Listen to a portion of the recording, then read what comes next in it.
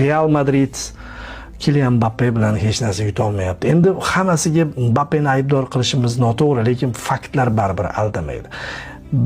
Va baxtiga hozir Kylian Mbappening baxtiga jahon chempionati boshlanyapti. Jahon chempionatiga Kylian baribir Fransiya terma jamoasining asosiy futbolchisi bo'lib kelyapti va bilasizmi, endi bu yerda solishtiruvlar bo'lmaydi.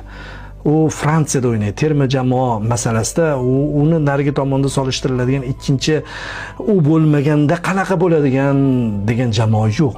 Va Deshamning futboli aynan Mbappega moslashgan futbol. Umuman Fransiya terma jamoasining aksar futbolchilariga moslashgan futbol.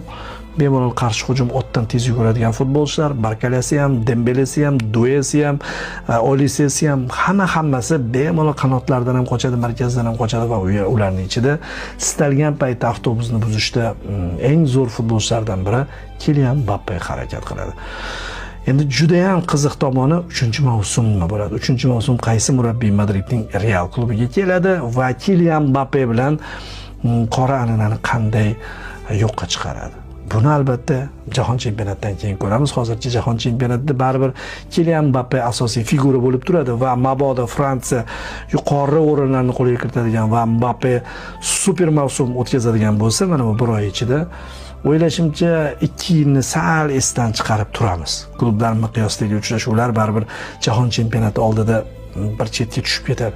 Lekin 3-mavsumda Kylian Mbappe yana harakat qilishi kerak bo'ladi. Yana Parijga nimalarnidir isbotlashiga to'g'ri keladi.